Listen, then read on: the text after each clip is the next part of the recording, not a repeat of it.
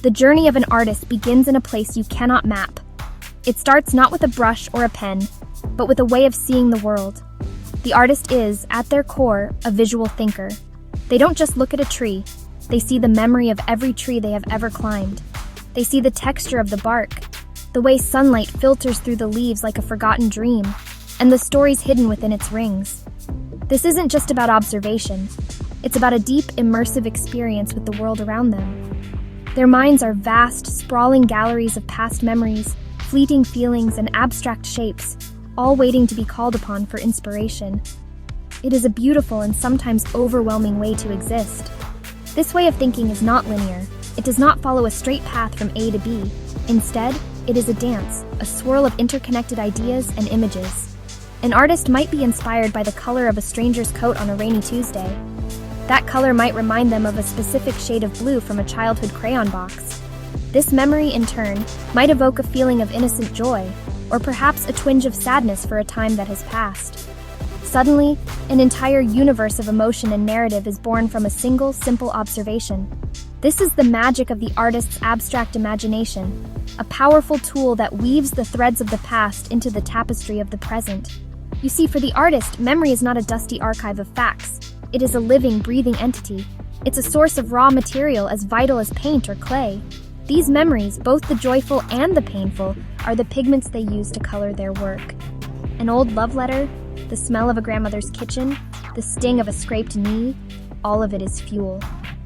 The artist doesn't just remember these things. They re-experience them with a vividness that allows them to translate those feelings into something tangible. They offer these pieces of their soul to the world, hoping that someone else will see a reflection of their own story within the creation. This process is a profound act of trust. The artist trusts that these fragmented visions and stored emotions have value. They believe that within the chaos of their own internal world lies a seed of something universal. They are collectors of moments, curators of feelings, and architects of new realities built from the echoes of what has been. It is a calling to look deeper, to feel more intensely, and to find the extraordinary hidden within the ordinary. The artist's mind is a sanctuary for the unseen, a place where the quietest whispers of life are given a voice and a form for all to witness. Our world often celebrates the left brain. It loves logic, order, and clear, predictable steps. It builds spreadsheets and follows recipes with perfect precision. But the artist lives in a different neighborhood of the mind. They are intimately familiar with the right brain, the home of intuition, dreams, and spontaneous downloads of pure inspiration. These ideas don't arrive with a formal announcement or a detailed plan. They appear like a flash of lightning on a clear day, sudden, brilliant, and completely unexpected. They are gifts from the universe, little whispers from the muse that bypass all logical thought and land directly in the heart of the creator. These flashes of insight are not earned through hard, logical labor. You cannot force them to appear by sitting at your desk and demanding a good idea. Instead, they come when you are open, when you are receptive. They might arrive in the middle of a shower, during a long walk in the woods, or in that hazy, magical space between sleep and waking. The artist learns to cultivate this state of openness. They learn to listen to the silence between their thoughts, because that is where the most profound ideas are hiding. This is an act of surrender, a letting go of the need to control and a welcoming of the beautiful, unpredictable nature of creativity. Think of it as tuning a radio. You can't hear the music if you are focused on the static. The artist's job is to gently turn the dial, patiently searching for the right frequency. Logic and analysis are the static, loud, demanding, and often distracting. The spontaneous inspiration is the clear, beautiful music that was playing all along, just waiting for you to find it. This requires a certain kind of faith. It's the faith that ideas are all around us, like invisible currents in the air. We don't invent them. We simply become the vessel through which they can be born into the world. This is why artists often seem to live with one foot in another dimension.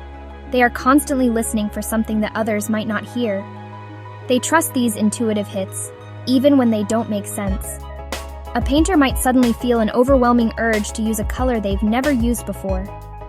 A writer might hear a line of dialogue in their head, spoken by a character they haven't even invented yet. Following these whispers without question is an essential part of the creative process. It is the right brain's way of guiding the artist toward a masterpiece They didn't even know they were capable of creating. Creativity does not thrive in a sterile, perfectly curated environment. It is not born from a life lived only in the safe and comfortable middle ground. True, deep, and resonant art is fueled by the entirety of the human experience. This is the tantric way of the artist. It is a path that embraces everything, not just the joy, the pleasure, and the light, but also the pain, the heartbreak, and the darkness. The artist understands that all of it is sacred. All of it is fuel for the creative fire. They do not run from discomfort. They walk toward it, knowing that within the deepest shadows often lie the most brilliant truths. This approach to life requires immense courage. It's easy to celebrate our moments of triumph and happiness. It is much harder to sit with our sorrow, our fear, and our failures, and see them not as enemies but as teachers. The artist who lives the tantric way knows that a broken heart can produce the most beautiful poetry. They know that a period of profound confusion can lead to a breakthrough of incredible clarity. They don't just tolerate the difficult parts of life, they honor them. They understand that the tension between pleasure and pain is what creates the dynamic, vibrant energy needed to make something truly meaningful. Imagine a painter who only uses bright, happy colors. Their work might be pleasant, but it would lack depth. It is the inclusion of the dark, shadowy tones that gives the bright colors their brilliance. The same is true for the artist's life. A life without struggle is a life without contrast. The artist willingly wades into the messy, complicated, and sometimes painful waters of existence, because that is where the real stories are. They are not afraid to get their hands dirty. They know that the pearl is formed around a grain of sand, an irritant that is slowly transformed into something precious and beautiful. So the artist learns to say yes. Yes to the ecstatic joy of a new love. Yes to the gut-wrenching grief of a loss. Yes to the frustration of a creative block. Yes to the thrill of a sudden perfect idea. They welcome it all onto the canvas of their life. By embracing this full spectrum, they are able to create work that feels authentic and deeply human. Their art becomes a testament to the resilience of the spirit, a reflection of the complex, contradictory, and utterly magnificent journey of being alive. This is not a path of avoidance, but one of total, radical acceptance. Within every creative soul, there lives a powerful partnership. It is the union of the artist and the alchemist. The artist is the one who sees the world in all its raw, unfiltered glory. They are the sensitive ones, the feelers, the ones who absorb the experiences of life, both the beautiful and the brutal. They are the ones who are not afraid to venture into the darkness, to sit with sorrow, and to witness the broken parts of the world and of themselves. The artist gathers the raw materials. They collect the lead of human suffering, confusion, and despair.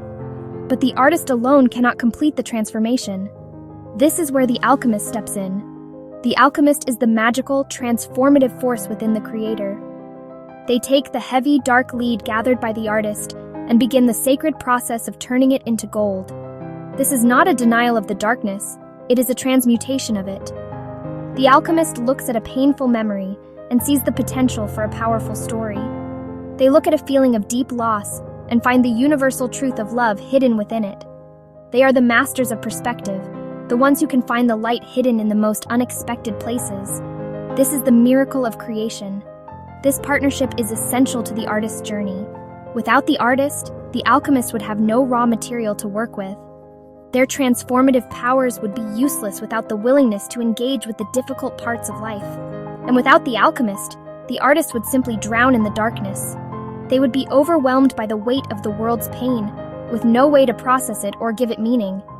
It is their collaboration that allows for the creation of art that is not only beautiful but also healing, both for the creator and for the audience. The alchemist provides the hope within the despair.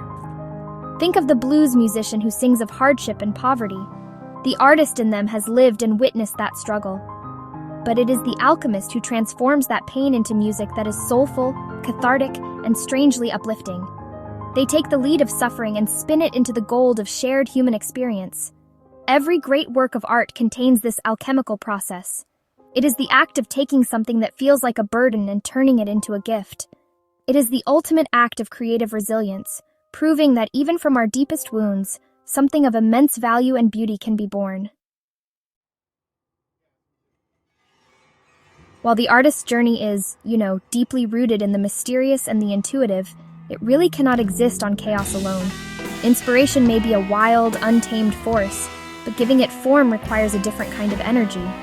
This is where another crucial partnership comes into play: the collaboration between the artist and the detective. The artist is the dreamer, the one who wanders through foggy landscapes of imagination, collecting whispers and visions. They are comfortable with ambiguity and thrive in the realm of the unknown. They bring the raw, untamed magic to the table, the brilliant spark of a new idea. But a spark needs a place to land. An idea needs structure to become a reality. This is the role of the detective.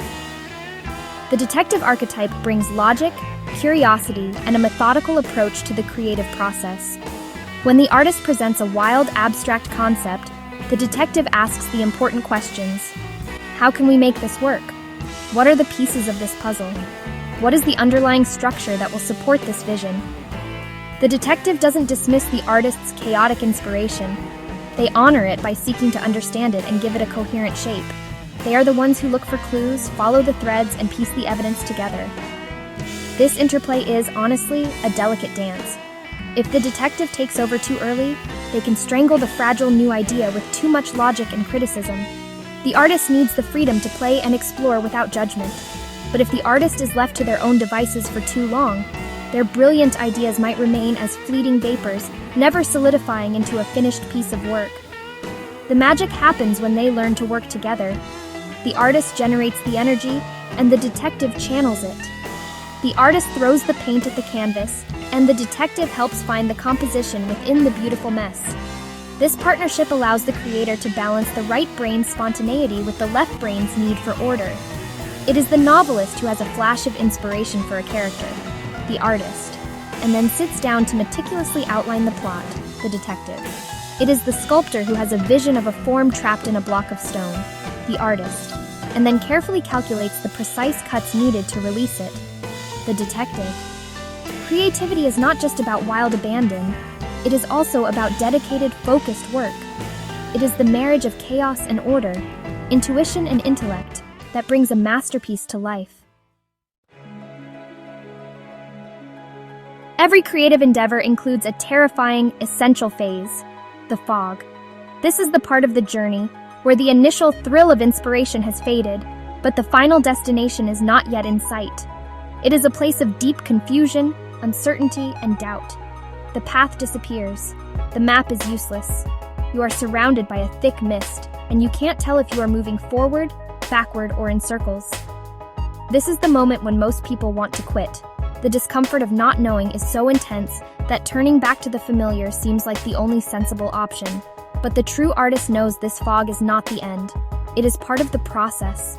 Having the courage to stay in this state of confusion is one of the most vital skills an artist can develop. It requires a radical form of trust. You must trust that even when you cannot see the path, it still exists. You must trust that your creative instincts are still working, guiding you through the mist even when your logical mind is screaming in panic. This is an act of faith in the unseen. It is the belief that clarity is not something you find by frantically searching for it, but something that emerges when you have the patience to simply be with the uncertainty.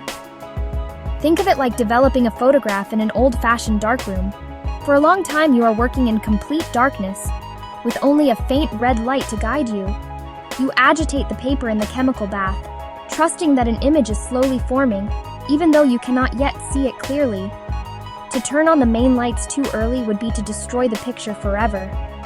The creative fog is like that darkroom. You must stay with the process, patiently tending to your work, trusting that the image will eventually emerge in its own time. The confusion is not a sign that you are lost. It is a sign that something new is being developed. This courage to be confused is what separates the amateur from the master. It is the willingness to sit with the discomfort of an unfinished project, to tolerate the anxiety of not having all the answers. It is in this fog that the most unexpected breakthroughs happen.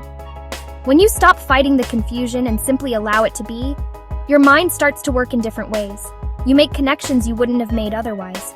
The fog forces you to rely on your intuition, your creative compass. And when the mist finally begins to lift, you often find yourself in a place more beautiful and interesting than you could have ever planned. The act of creating art is not just about producing a beautiful object or an entertaining story. It is a deeply transformative process that has the power to heal both the creator and the person who experiences the art. When we engage in a creative act, we step outside of our ordinary ego-driven selves and connect with something larger. We are channeling energy, wrestling with ideas, and giving form to feelings that may have been trapped inside us. This process can be profoundly cathartic. It allows us to take our inner chaos, our pain, our joy, our confusion, and give it an external home. By externalizing these complex emotions, we are able to look at them with a new perspective. A feeling that was once overwhelming and all-consuming becomes an object that we can hold, examine, and understand. A painter who channels their grief into a canvas is no longer just a person consumed by sadness. They are also a creator who has made something beautiful and meaningful from that sadness. This act of creation does not erase the pain, but it integrates it. It transforms it into a part of a larger story, a story of resilience and transformation. Art becomes a powerful tool for emotional alchemy. This healing power extends far beyond the artist. When a work of art is shared with the world, it becomes a beacon for others. A person who is feeling isolated in their own private struggle might read a poem or see a painting and feel a profound sense of connection. They realize they are not alone. The artist, by having the courage to express their own vulnerability, has created a space for others to feel seen and understood. The art becomes a bridge between two souls, a quiet acknowledgement that says, "I see you. I have been there too. We are in this together." This is the sacred, transformative power of creativity. It reminds us of our shared humanity. It takes the most personal, intimate experiences and reveals their universal truth. A song about a specific heartbreak can bring comfort to millions. A novel about one family's struggle can illuminate the dynamics of families everywhere. Art has the unique ability to make the specific feel universal and the universal feel deeply personal. It is a force for empathy, connection, and healing in a world that often feels fragmented and lonely. To create is to participate in this beautiful, life-affirming magic. True imagination is a wild thing. It does not care for rules, for limitations, or for the sensible constraints of logic. It is the part of us that can envision flying pigs, talking trees, and cities in the clouds. Logic tells us what is possible based on what we already know. But imagination shows us what could be possible if we dared to dream beyond the known world. The source of all art, all innovation, and all progress lies in this untamed territory of the imagination.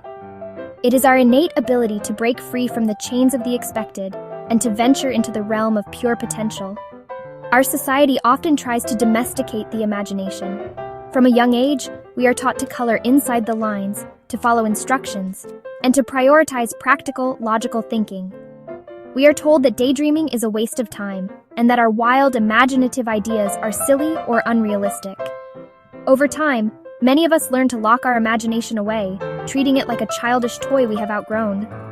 But the artist knows that this untamed imagination is not a toy. It is their most essential and powerful tool. It is the very wellspring from which all of their work flows. To be an artist is to consciously and courageously reclaim this wildness. It is to give yourself permission to be unrealistic. It is to spend time in that boundless space where the rules of the physical world no longer apply. This is where new ideas are born. This is where breakthroughs happen. Imagination is not about escaping reality. It is about expanding it. It is about looking at the world as it is and seeing the infinite possibilities of what it could become. It requires a playful spirit, a willingness to ask what if, without immediately demanding a practical answer. This is the ultimate freedom of the creative life. It is the freedom to build worlds from scratch, to invent new languages, to paint feelings that have no name. When the artist allows their imagination to run wild, free from the judgment of their inner critic or the constraints of logic, they tap into a source of infinite creativity. They remember that before anything can be built, it must first be imagined. Every skyscraper, every symphony, every poem began as a fleeting, impossible thought in someone's mind. True imagination is the defiant, beautiful act of believing in something that does not yet exist. The artist's journey does not have a final destination. There is no point at which you arrive, receive a trophy, and declare that you are finished. A creative life is not a goal to be achieved. It is a path to be walked day after day. It is an ongoing commitment to curiosity, to openness, and to paying attention. It is the practice of showing up for your muse, whether you feel inspired or not. It is about building a relationship with your own creativity, a relationship that needs to be nurtured with patience, forgiveness, and a healthy dose of playfulness. It is, in essence, an unending journey of discovery. Living this way means that you are always a beginner. With every new project, you are stepping into the unknown once again. You will face the fog of confusion, the whispers of self-doubt, and the temptation to quit. But you will also experience the thrill of a new idea, the deep satisfaction of the alchemical process, and the joy of bringing something new into the world. The creative path is a continuous cycle of death and rebirth. Old ideas must be let go to make space for new ones. You must be willing to constantly reinvent yourself, to shed old skins, and to embrace the next evolution of your creative spirit. This journey is available to everyone, not just those who call themselves professional artists. You can bring this creative spirit to anything you do, to your cooking, your gardening, your parenting, your work.